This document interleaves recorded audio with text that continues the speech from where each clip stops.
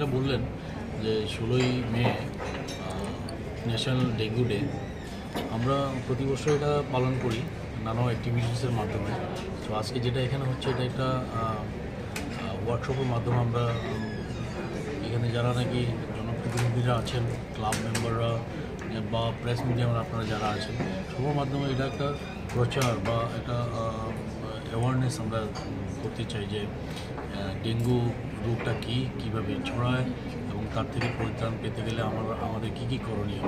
সেসব কিছু নিয়ে আমরা এখানে আলোচনা করছি। যদিও এটা আমরা ইনিশিয়ালি বলতাম যে এটা একটা আরবান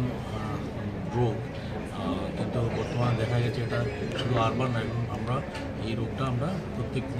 প্রত্যন্ত অঞ্চলে যেখানে রুরাল এরিয়াগুলোতেও আমরা এই রোগটা আমরা পাচ্ছি। যদিও আমাদের ডিস্ট্রিক্টে বর্তমানে আমরা 9টা কেস আমরা দেখেছি পুলিশ ডিস্ট্রিক্টে, কিন্তু এসাস প্রত্যেকটা ডিস্ট্রিক্টে, বিশেষ করে গুমতি এবং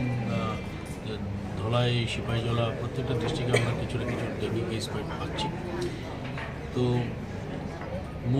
মূলত যে বিষয়টা সেটা হলো যে যাতে আমরা এই ডেঙ্গু থেকে আমরা কীভাবে নিজেদেরকে প্রোটেকশন দিতে পারবো সেই নিয়ে আজকের চর্চা। তো আমি আপনাদের মাধ্যমে বলতে চাইবো যে যেসব জায়গাগুলিতে আমরা সেখানে যে বৃষ্টির সিজন আসছে জুন জুলাইতে, যে খালি পাত্রগুলি যেখানে পড়ে থাকে, যেখানে জল জমা হয়, সেই জল যেখানে জমে সেখানেই মশার উৎপত্তি হয়, সেই উৎপত্তি স্থলগুলি যাতে আমরা